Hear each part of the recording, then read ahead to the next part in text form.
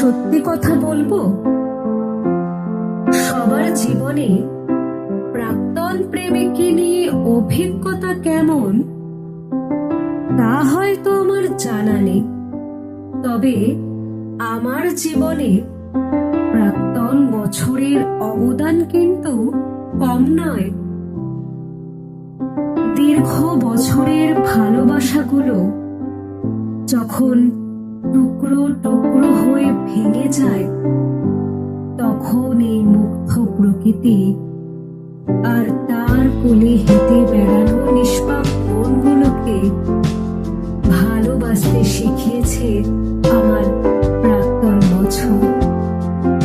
তবে মানুষকে যে একেবারেই ভালোবাসতে শেখায়নি তাও কিন্তু নয়, সে শিখিয়েছে মনের মানুষটাকে উত্তাল নদীর মতো ভালোবেসে পাহাড়ের মতো কঠিন মন নিয়ে তার পাশে দাঁড়াতে, একসাথে লড়াই করে পেরে উঠতে।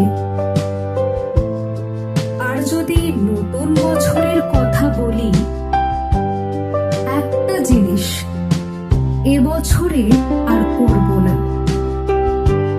সরল মনে কাউকে পছন্দ করলেও সরল মন নিয়ে কাউকে আর বিশ্বাস করব না, সে বন্ধুত্বে হোক বা আত্মীয়তায়।